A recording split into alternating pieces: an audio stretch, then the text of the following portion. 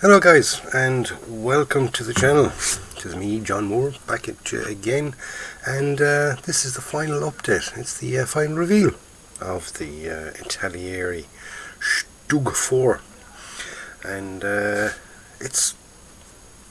I think it's a grand kit overall. Yeah, the kit itself was lacking in a few places. I whinged about it here and there, the fact that lots of the stuff was moulded on and things like that.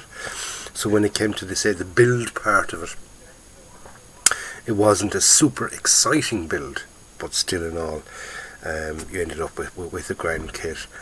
And like everything else, it's really down to the paint job and how you finish it off. So this is how I finished it off. Okay, I'll do kind of a quick run over of what I've done to it. Okay, basically after the building, that is, and we'll kind of hopefully kind of cover everything and anything that I haven't already covered. I probably have covered most of what I'm going to say anyway, but started off, I gave it an undercoat, say the pre-shading coat of NATO black and flat white, both Tamiya paints. Then I give it XF60, which is the dark yellow. Okay, and over the dark yellow then I used NATO brown for my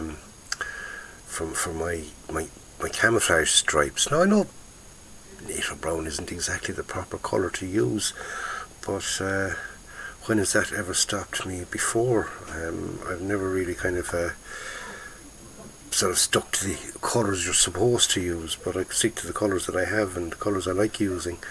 And I quite like this one. I really do. I like using the NATO brown on it. I think it works out perfect. I have no problems with it. And we ended up then with the camouflage scheme. So then I did the detail painting. Okay, used dark iron here on the back on the toe rope. I made up my rusty colour for the exhaust. Now the rusty colour for the exhaust was basically a dark iron undercoat. Over the dark iron then I mixed a small bit of dark iron with quite a good bit of hull red. I ended up with a kind of a brownish colour. Okay, nice rusty look to it, and I painted that over it as well. Now, if you remember, in the build process of that, I gave it quite a large texturing, and I don't say quite a large, but quite a heavy texturing, and I used Mr. Surfacer 500 for the texturing on that. So therefore, I ended up with a nice sort of nice thick texture. Okay, so as you can see there, there's a nice close-up of it there, so you can see the texture of that there. It's sort of, it looks pitted and, you know, as rusty metal would, kind of pit and things like that. Now I know that super close-up it doesn't look so rusty. I suppose it does, you know. Yeah, that would act as rusty for me. Rusty and disused. But that was what I did for the back of those anyway. The aerials I used flat black for those. Used rubber black on the rubber parts for the wheels. Okay, all the wheels, including the return rollers along the top, which we can't see because they're covered in behind the Scherzen plates, but we can see them here on this side. Actually, we can see them at this side. Right. So as you see that they're done. Right. So when all that was done, then I made up my little goo, as I called it, where I made a mixture of, yes, cigarette ash and finely sifted sand. Mixed that together with some flat earth paint and some PVA glue. made it up into a kind of a gunky consistency and slathered it all over the base of that, right, in there, into these walls in here. Okay, give that a good slathering in there. When that was all done, then I started on the weathering, shall I say. So for the weathering, I used I gave it a gloss coat. I put on the decals, then give it a gloss coat. Then I made up a wash. I used some cheap brand white spirit. Okay, just in case you don't believe me, that's the brand I used. Right, it's Bird brand. I think I got it in the pound shop. Okay, white spirit, nice cheap stuff. Mix that with some oil paints. I used a mixture of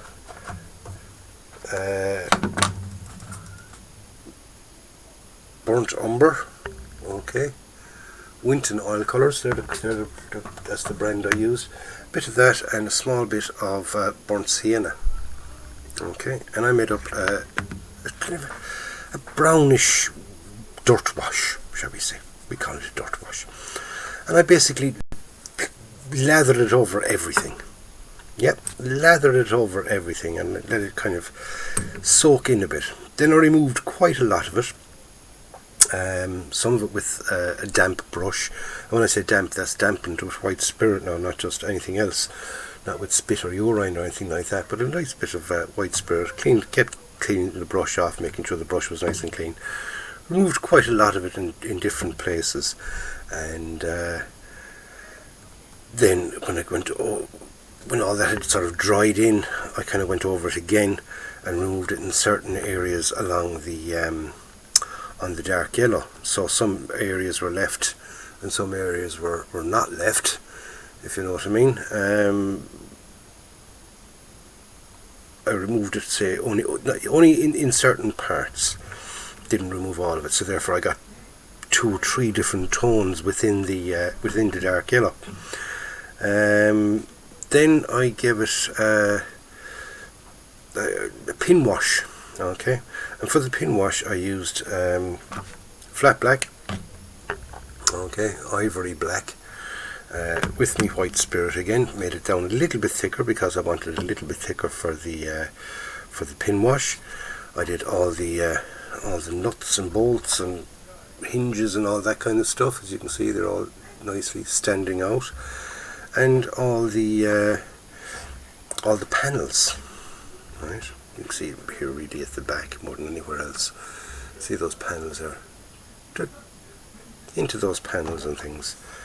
Same here at the front. Okay, the transmission cover and all those things, and that made made those lines stick out more. So therefore, they looked as if it was their actual panels rather than actually something that was already pre-molded in, which is quite nice, and you can kind of end up with a nice little effect from that. When all that was done then, okay, and dried and all that, I gave it a good sort of overnight. I used a little bit of, shall we say, a bit of a pin wash, right? So for the pin wash, or pin wash, dot filtering, that's what it's called, dot filtering, not a pin wash. So what I did was I used an old brush and put little dots of yellow ochre and flat white, or titanium white. Okay, a couple of little dots of that around, and then blended them in. Right, nice and slowly blended them in, bringing everything streaking it all downwards. I didn't really end up with streaky effect, but by putting it along the top, I didn't want kind of rust marks down along the front because it would have been washed away and all this kind of stuff. But I got a nice effect on the inside of those panels. See it? Needs to get a little pointy, sticky. Where's my pointy here? There we go. That'll do. Paintbrush. That'll do. You can see here. Okay, so we got some nice downward streaks, and that was literally purely by accident, so I didn't have to go back over it afterwards. to put them in. They kind of came up by accident, and they really ended up nice. I must admit, I was really happy with how they came out. On both panels, both sets of Shurzen plates, okay, along the inside. So it's nice, kind of where the rust sort of streaked down. It wasn't really cleaned off or anything like that, and stuff. So therefore, I got my little rust streaks. Now you can use that same method and put a little couple of dots of the yellow ochre along, say, various nuts and bolts and things, and bring your brush down. A small bit of white spirit on your brush, make it not too damp but not too dry either, and keep bringing it down. And the thinner the brush, you'll get a nice kind of a streaking effect, and you can go for nice rust streaks with that. If you're happy with that. So then I'll just let it dry overnight, and sort of cleaned off then around certain areas where the wash had kind of gone a bit too much. I showed that in the last update there, where I sort of go in with a thin brush, a little bit of white spirit, and basically just cleaned off around the areas. When I was happy then with all that, what I did was I literally just gave it a dull coat, which is XF, I don't know. I'm sort of searching along here to top through my pages.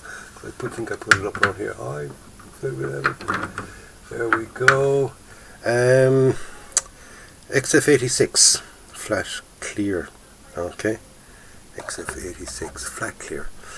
Give it a nice clear coat, and that basically finished it all off. Now, one or two things that I forgot to mention. The chipping. For the chipping, I used flat burnt iron. Okay, a very, very thin brush. This is the actual brush. No, it's not this one. I used a 02 brush, very, very similar to this one actually. This is the Meng version. Okay, but a very, very thin brush, right? And it's literally along the edges, and a couple of little, just go along it like that, and a couple of little scratches and things like that. And then where it goes over the light brown, or the native brown, should I say, I used the XF60, the dark yellow, the original colour I used for the thing, and I kind of continued on like that. Now, all that was done before I did any of the washes or anything like that, so I should have kind of included it back there. Okay, so all that's left then really to do was talk about the tracks. The tracks, again, I gave them an undercoat. Instead of using native black this time, I used dark iron, which was a grand, it gives it a nice metallic look, almost as good as the native black, but a bit more metallic-y. To it then I added the brown wash, and then the black wash. Okay, actually I did the rest of the way around. Actually, I think I did the black wash first and then did the brown wash on the tracks, but I gave them a sort of a general wash. So what it does is it kind of goes into in between the grooves there. It's more of a black now than anything else. The brown didn't really make that much of a difference, but it did tone down the silvering that I had done, because before I did give them the washes, I did a dry brush with silver. I'm kind of getting all, jumping forward and back, but if you sort of kind of get a gist of what I've done to it, that's basically what I did, shall we say. So in other words, I painted the tracks first, then gave them the dry brush, and then added the washes, okay, in that order. So that's it, okay, that's my little StuG. You could go further on it, you could go off and use pigments and mud and all that kind of stuff, but seeing as it's not going to go into a diorama, it's going to be sort of sitting on a shelf rather than a diorama. I didn't really want that much pigment, I didn't want to go to the bother, so I was happy with leaving it like that. So there she is, lads, the ITALERI StuG 4 German assault gun in 1/35 scale. And that's the final reveal. Did give a little preview to those people who are on the Facebook page.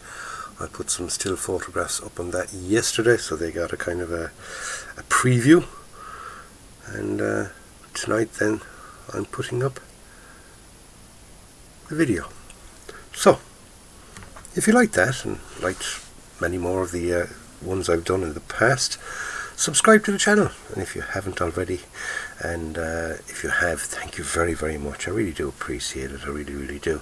And don't forget to hit the bell so you'll be notified as soon as I upload another video, which I will be doing very, very shortly. It might even go up a little bit later on this evening. I'll be doing an unboxing. Yes, another unboxing. So that means what? It means I'll be starting another kit. And I'm actually sticking with the ITALERI again. Yes, I'm sticking with the ITALERI and sticking with old ITALERI kits. Remember, this is an old kit from the 70s, and not quite a modern tooling. All old tools, horrible rubber tracks for thing. You know, go back and look at the unboxing, you'll see what I'm talking about. But just goes to show you, you can end up with something really, really nice even from the old ones. Okay, so I'm going to leave it at that, lads, and like I said, subscribe to the channel if you haven't already, and hit the bell, and don't forget, give it an old like, and don't forget to stick in an old comment as well. Let me know what you think of this, and any questions that you want to ask me that I haven't already covered or anything like that. Feel free to ask me any questions. And also, while I'm here and while I'm talking about things, get over there to the Facebook page. That's JMSM on Facebook. It's a modelling group for, shall we say, we call them supporters of the channel, that watch the channel regularly, and you can upload your own pictures and things, and you get your own comments and things, and let me know how you're doing. There's some absolutely fabulous modelers over there, really, really are. And if you notice at the top of that, I have a little promo one for a group build, which I will be running in February. So, also, I do a live stream on most Fridays from 9 PM to 10 PM. That's Greenwich Mean Time, UK and Ireland time. So work out whatever that is in your own times. But your own time zones, should I say, not your own time.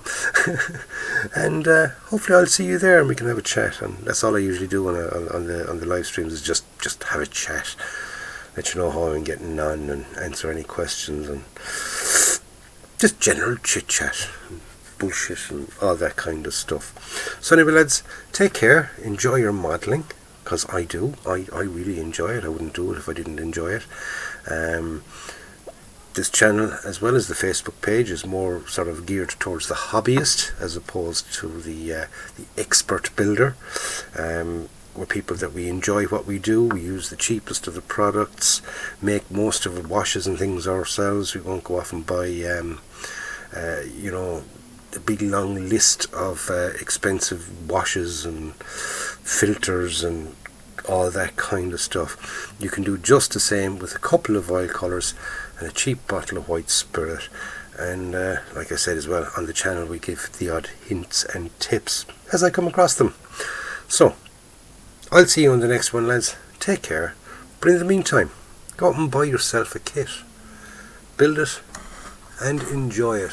This is John saying good luck, bye bye, ta-ra, a biento, au revoir, and auf Wiedersehen, and we'll see you on the next one.